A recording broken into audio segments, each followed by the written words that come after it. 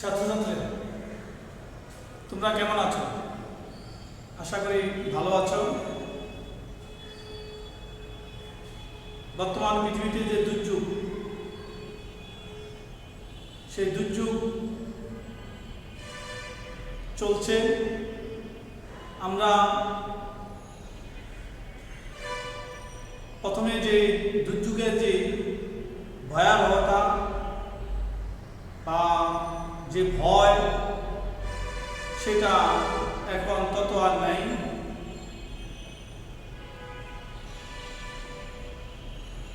আমরা সবসময় জানি এবং তোমাদেরকে আমি ক্লাসে বলে থাকি যে পরিষ্কার পরিচ্ছন্নতা খুব একটা গুরুত্বপূর্ণ। বর্তমানে কিন্তু আমরা পলিথিন প্লাস্টিক খুব একটা ব্যবহার করা নিষেধ আছে, কারণ যেসব দ্রব্যগুলো একজনের কাছে একজনের জীবাণু ছড়ায় সেগুলো আমরা কম ধরি। একজন বস্তু আরেকজন ধরতে চাই না, ধরার আগে হ্যাক্সোসেল বা বিভিন্ন মেডিসিন ব্যবহার করি এবং পরিবেশ এখানে একটা গুরুত্বপূর্ণ ভূমিকা পালন করে। পরিবেশ সুন্দর না থাকলে আমাদের যে মহামারী আরও কত ধরনের আসতে পারে তা আমরা ধীরে ধীরে টের পেয়েছি। আশা করি তোমরা স্বাস্থ্য ব্যাপারে খুব সচেতন। আমাদের একটি পরীক্ষা হয়েছে, মূল্যায়ন পরীক্ষা। সেই মূল্যায়ন পরীক্ষায় তোমরা অনেকেই ভালো করেছ। সামনে অক্টোবর মাসে আর একটা পরীক্ষা আছে। আমি আবারও বলছি, অক্টোবর মাসে আবারও একটি পরীক্ষা আছে। সেই পরীক্ষা সিলেবাস অনেকেই সংগ্রহ করেছেন। সিলেবাস অনুসারে, ডেট অনুসারে আমাদের চেষ্টা করব যে ক্লাসগুলো দিতে। আমি তোমাদের ষষ্ঠ শ্রেণীর গণিত ক্লাস নেব। আমি যতটুকু সম্ভব ততটুকু তোমাদেরকে দেওয়ার চেষ্টা করব। আর তোমরা মনোযোগ সহকারে যখনই ক্লাস করবে তখনই বই, খাতা, কলম সামনে নিয়ে বসবে, আমার সাথে সাথে লেখার চেষ্টা করবে। তাহলে আজকে আমাদের আলোচনার বিষয় শ্রেণী ষষ্ঠ, বিষয় গণিত, অনুশীলনী 2.1। আমরা প্রথমে পাটিগণিত নিয়ে আলোচনা করব। 2.1 পূর্বে আমরা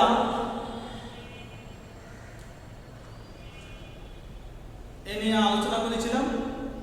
আমরা এখন তার উপরে আবার আলোচনা করব এবং সৃজনশীল অঙ্ক করব। তোমরা দেখো, অনুপাত 2.1 অধ্যায়টা হইল অনুপাত ও শতকরা। অনুপাত ও শতকরা। প্রথমে আমরা অনুপাত নিয়ে আলোচনা করব। অনুপাত অর্থ হইল তুলনা, দুইজনের সাথে তুলনা। অনুপাত সব মানে তুলনা। আমরা কিন্তু যে কোন ব্যাপারে আমরা তুলনা করে থাকি। কার থেকে কে অঙ্ক বেশি পেয়েছি, কার বাড়ি কত সুন্দর, কার পরিবেশ কার থেকে কত সুন্দর। এই যে একজনের সাথে যে একজনের যে তুলনা, সেটা কি অনুপাত। এখন এই তুলনাটা হয়তো হবে সংখ্যা। তাহলে আমাদের প্রথমে জানা দরকার যে অনুপাত কাকে বলে। অনুপাত, সবাই খেয়াল করো, অনুপাত দুইটি সমজাতীয় রাশির একটি অপরটির তুলনায় কত গুণ বা কত অংশ তা একটি ভগ্নাংশ দ্বারা প্রকাশ করা যায়। এই ভগ্নাংশটিকে রাশির দুটির অনুপাত বলা হয়। আমি আবারও বলছি, দুইটি সমজাতীয়,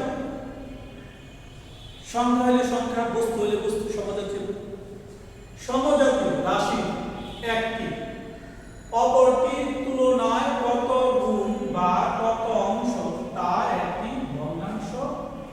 দ্বারা প্রকাশ করা যায়। এই ভগ্নাংশটিকে রাশি দুটি অনুপাত। এখানে আমরা একটা অনুপাত দেখলাম 12 একটা 19। অনুপাতের প্রথমটাকে বলা হয়, আমি আবারও বলি, প্রথমটাকে বলা হয় পূর্ব রাশি, দ্বিতীয়টাকে বলা হয় উত্তর রাশি।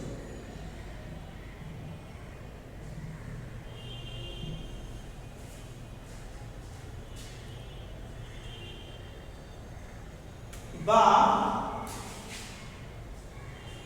12 করে 19। আমি আবারও বলি, অনুপাত সম্পর্কে আমাদের ভালো ধারণা থাকতে হবে। অনুপাত দুইটি সমজাতীয় রাশি একটি অপরটির তুলনায় কত গুণ বা কত অংশ তা একটি ভগ্নাংশ দ্বারা প্রকাশ করা যায়। এই ভগ্নাংশটিকে রাশি দুটি অনুপাত। এখন এই চিহ্নটাকে বলা অনুপাতের চিহ্ন। এই চিহ্নটাকে অনুপাতের চিহ্ন বলে বা ভগ্নাংশ আকারে এভাবে প্রকাশ করা যায়। প্রথম রাশিকে বলা হয় পূর্ব রাশি, দ্বিতীয় রাশিকে বলা হয় উত্তর রাশি। আমি আবার বলছি, প্রথম রাশিকে বলা হয় পূর্ব রাশি, দ্বিতীয় রাশিকে বলা হয় উত্তর রাশি। তোমাদের নৈবিত্তিকে বা ছোট প্রশ্নে আসতে পারে একটি অনুপাত দিয়ে যে 12/19 রাশি পূর্ব রাশি কোনটা? আমরা সবাই বলব 12, উত্তর রাশি হলো 19। তাহলে আমরা অনুপাত সম্পর্কে ধারণা লাভ করলাম।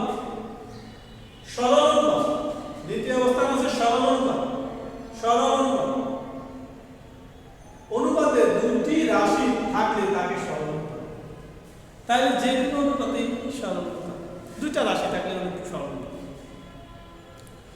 আমরা আবারও বলতেছি, দুইটি রাশি থাকলেই সরল অনুপাত। যেমন আমরা উদাহরণ দিই 5:3, 7:2, 2:9। তাহলে দুইটা রাশি থাকলে সরল অনুপাত। অনুপাতে দুটি রাশি থাকলে তাকে সরল অনুপাত বলে। দুইটা রাশি, এখানে প্রত্যেকটা দুইটা রাশি, এটা দুইটা রাশি, এটা দুইটা রাশি, এটা প্রথমটাকে পূর্ব রাশি, দ্বিতীয়টা উত্তর রাশি। প্রথমটা পূর্ব রাশি, দ্বিতীয়টা উত্তর রাশি। আমি আবারও বলছি, প্রথমটাকে বলা হয় পূর্ব রাশি, দ্বিতীয়টাকে উত্তর রাশি। 5 পূর্ব রাশি, 3 উত্তর রাশি। 7 পূর্ব রাশি, 2 উত্তর রাশি। 2 পূর্ব রাশি, 9 উত্তর রাশি।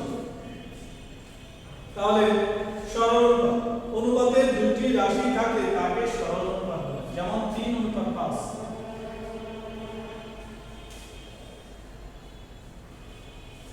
এখন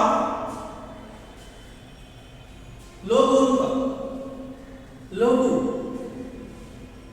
লঘু মানে যেহেতু অনুপাতে কয়টা রাশি থাকে? দুইটা। অনুপাতে দুইটি রাশি থাকে। যেমন লঘু অনুপাত, সবাই সাথে সাথে বলো বা লিখো বা বইটা দেখো। লঘু অনুপাত সরল অনুপাতের পূর্ব রাশি উত্তর রাশি থেকে ছোট হবে। তাহলে দেখো এখানে 3:5, 3 পূর্ব রাশি, 5 উত্তর রাশি। তাহলে তোমরা বলো 3 কি ছোট না বড়? আমরা বুঝি 3 ছোট, যেহেতু 6 এ বড়, তোমরা ছোট বড় সবাই চিনো। 3 এর পূর্ব রাশি, 5 এর উত্তর রাশি। দ্বিতীয় রাশিতে দেখো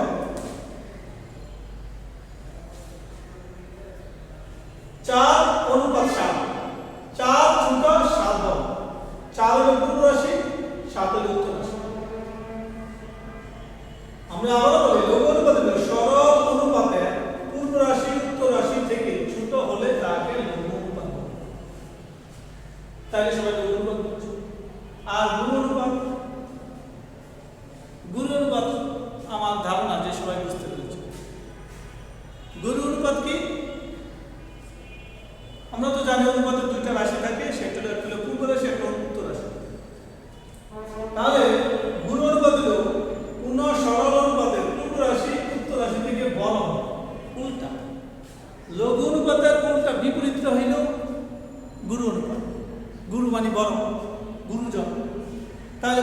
তুলে থাকবে। তাহলে দেখো 3:5 লঘু অনুপাত, 5:3 গুরু অনুপাত, 4:7 লঘু অনুপাত, 7:4 গুরু অনুপাত। তাহলে লঘু অনুপাতের বিপরীতটা হলো গুরু অনুপাত। তাহলে গুরু অনুপাত আমরা আবার বলি, কোন সরল অনুপাতের পূর্ব রাশি উত্তর রাশি থেকে বড় হলে তাকে গুরু অনুপাত বলে। যেমন এটা গুরু অনুপাত, এটা গুরু অনুপাত, এটা লঘু অনুপাত।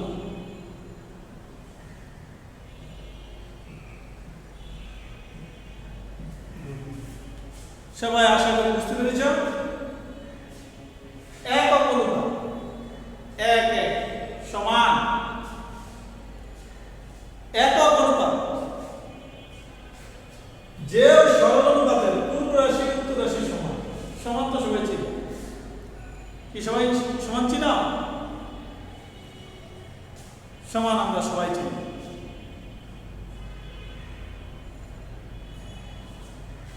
দুই বন্ধু যদি সমান নাম্বার পাও খুশিও নাকি? এটি সমান।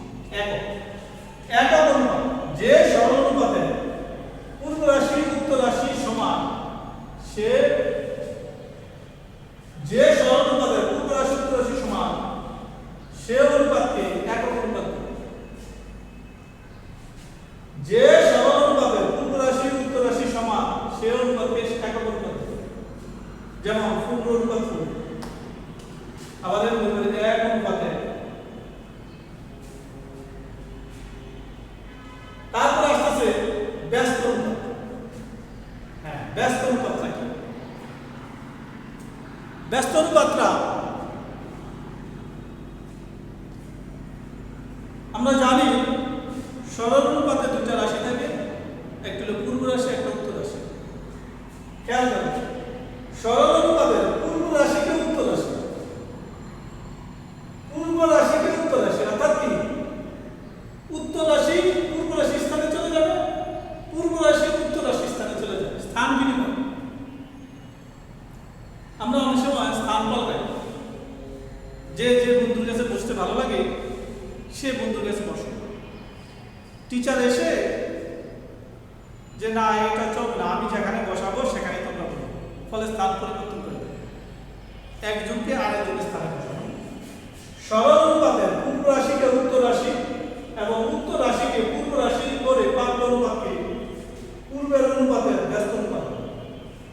ওই অনুপাত যেমন 15.5। খেয়াল করুন, 15 হল পূর্ব রাশি, 15 পূর্ব রাশি, 5 উত্তর রাশি। 15 পূর্ব রাশি, 5 উত্তর রাশি, ব্যস্ত অনুপাত হল উল্টাটা 5 অনুপাত উল্টা। 15 পূর্ব রাশি, এখানে উত্তর রাশি, 5 উত্তর রাশি, এখানে উত্তর রাশি। অর্থাৎ ব্যস্ত অনুপাত হল সরল অনুপাতের পূর্ব রাশিকে উত্তর রাশি এবং উত্তর রাশিকে পূর্ব রাশি করে প্রাপ্ত অনুপাতকে পূর্বের অনুপাতের ব্যস্ত অনুপাত বলে। যেমন 15:5। মিশ্র অনুপাত, আমরা মিশ্র অনুপাত নিয়ে আলোচনা করব। মিশ্র অনুপাতটা কি? একাধিক সরল অনুপাত। যেমন এখানে একাধিক সরল অনুপাত, একাধিক, যেমন এখানে এই একটা 2:3, 5:7, কয়টা? দুইটা সরল অনুপাত দিলাম। তাহলে একাধিক সরল অনুপাত পূর্ব রাশির গুণফল কি? পূর্বের গুণের সাথে পূর্বের, যেমন 2 পূর্ব রাশি, 2 পূর্ব রাশি, 5 পূর্ব রাশি। দেখো পূর্ব রাশি পূর্ব রাশি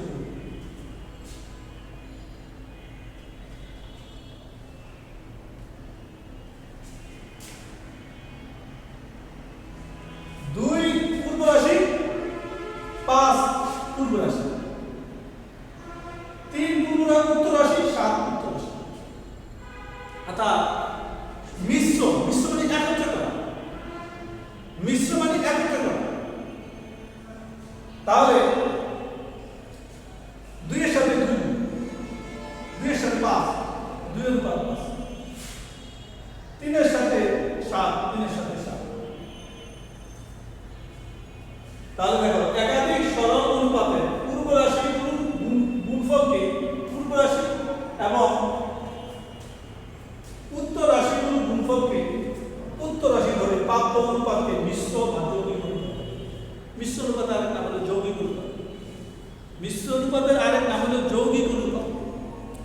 বুঝতে পারছি? মিশ্র অনুপাতের আরেক নাম হলো যৌগিক অনুপাত। যেমন আমি একটা উদাহরণ দিই, 5:3, 7:2, 1:4, মিশ্র অনুপাত।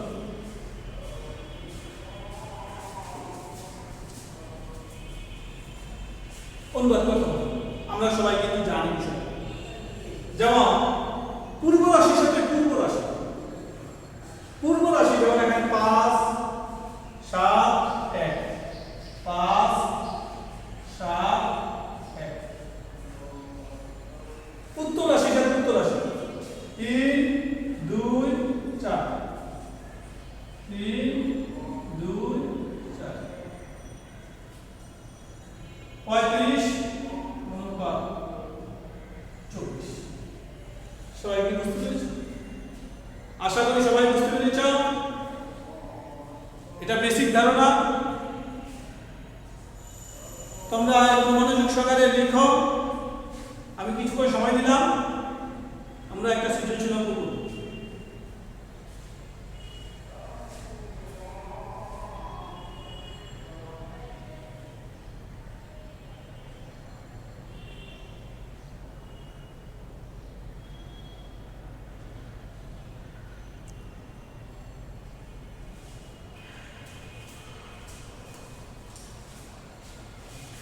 তাই তোমরা 2.1 বিভিন্ন অনুপাত সম্পর্কে ধারণা লাভ করেছ এবং আমরা অনুশীলনের অঙ্কগুলো শ্রেণী পরীক্ষা মানে মূল্যায়ন পরীক্ষা যে নিয়েছিলাম সেই মূল্যায়ন পরীক্ষায় করেছিলাম। এই মূল্যায়ন পরীক্ষায় আমরা শ্রেণী পরীক্ষার 2 সিলেবাসে শুধুমাত্র সৃজনশীল অঙ্কগুলো বেশি করাবো। এই সৃজনশীল অঙ্কগুলো কিভাবে সহজে এবং বোঝা যায় সেগুলো আমরা আজকে আলোচনা করব। তার অংশ হিসাবে আমরা একটা অঙ্ক দেখাবো। আজমল সাহেব ও তার পুত্রের বয়স অনুপাত 9:2। প্রশ্ন আবার বলছি, আজমল সাহেব ও তার পুত্রের বয়স অনুপাত 9:2। ক প্রদত্ত অনুপাতকে দশমিক ভগ্নাংশে প্রকাশ করে। এখানে কিন্তু একটা অনুপাতে দেওয়া আছে, প্রদত্ত অনুপাতকে দশমিক ভগ্নাংশে প্রকাশ করে। খ পুত্রের বয়স 12 বছর হলে আজমল সাহেবের বয়স কত? পুত্রের বয়স 12 বছর হলে আজমল সাহেবের বয়স কত? গ 6 বছর পরে পুত্রের বয়স ও আজমল সাহেবের বয়সের অনুপাত কত? 6 বছর পরে পুত্রের বয়স ও আজমল সাহেবের বয়সের অনুপাত কত?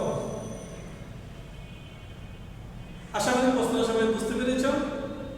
এখন আমরা কতে চলে যাই। ক আজমল সাহেব ও তার পুত্রের বয়স অনুপাত হলো 9:2।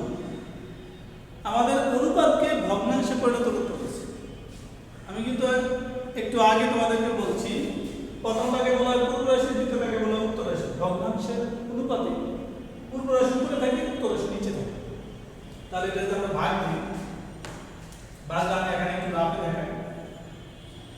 9, 2, 4 2 8,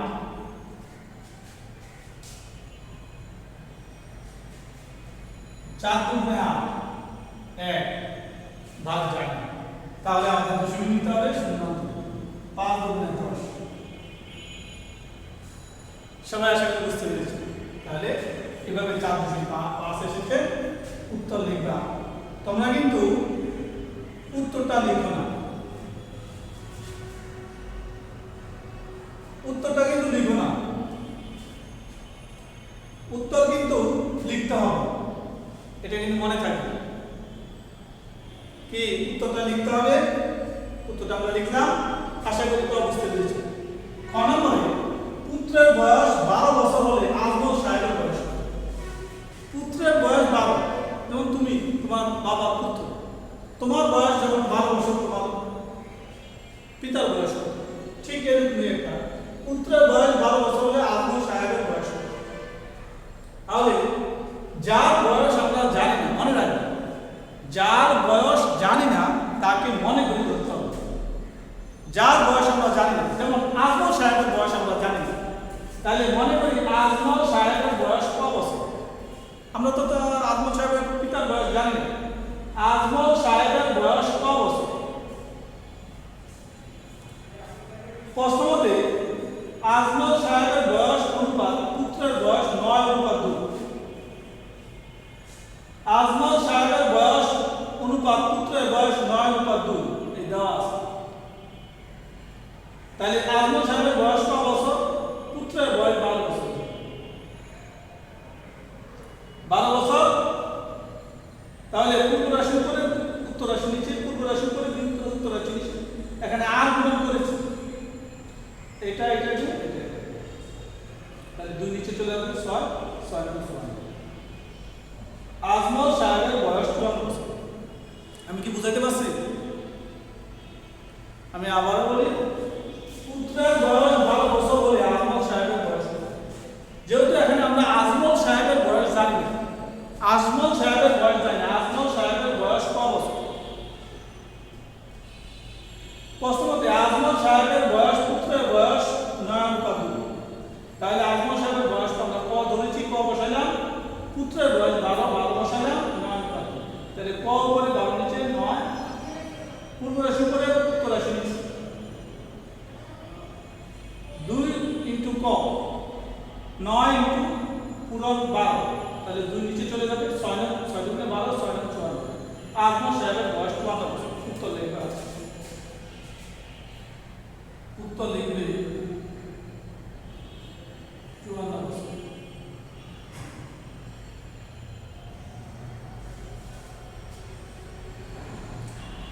গ 6 বছর পরে পুত্রের বয়স ও আজমল সাহেবের বয়সের অনুপাত কত? তোমাদেরকে একটা কথা মনে রাখতে হবে যে বয়সের ক্ষেত্রে তুমি যখন বড় হও, তোমার বাবা বড় হয়, খেয়াল রাখবে। বয়সের ক্ষেত্রে তুমি যখন বড় হও, তোমার বাবাও বড় হয়।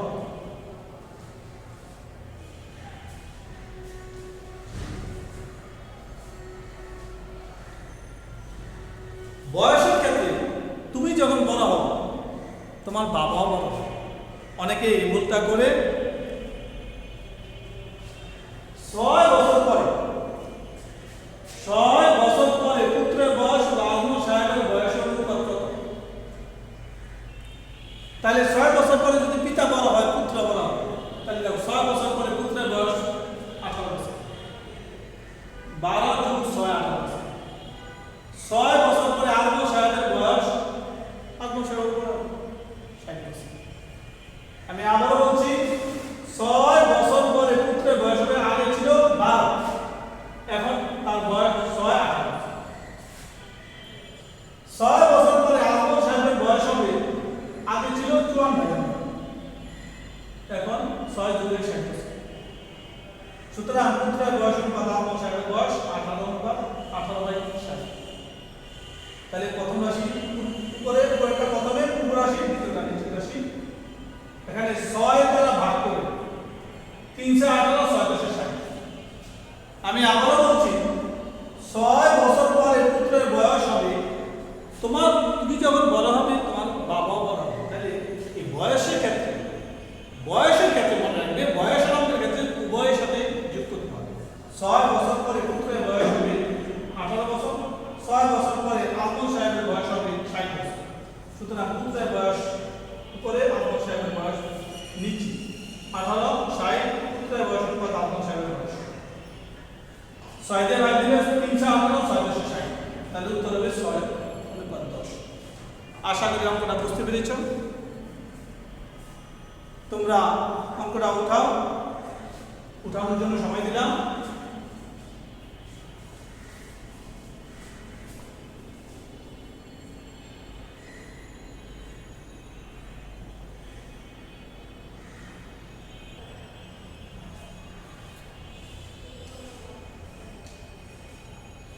তোমরা আশা করি সৃজনশীল অঙ্কটা বুঝতে পেরেছ। এখন তোমাদের জন্য একটা হোমওয়ার্ক দেওয়া হলো। সমান মাপের 3টি শরবতের গ্লাসে পানি ও সিরাপের অনুপাত যথাক্রমে প্রথম গ্লাসে 3:1, দ্বিতীয় গ্লাসে 5:3 এবং তৃতীয় গ্লাসে 9:7। আমি আবারও বলছি, সমান মাপের 3টি শরবতের গ্লাসে পানি ও সিরাপের অনুপাত যথাক্রমে প্রথম গ্লাসে 3:1, দ্বিতীয় গ্লাসে 5:3 ও তৃতীয় গ্লাসে 9:7।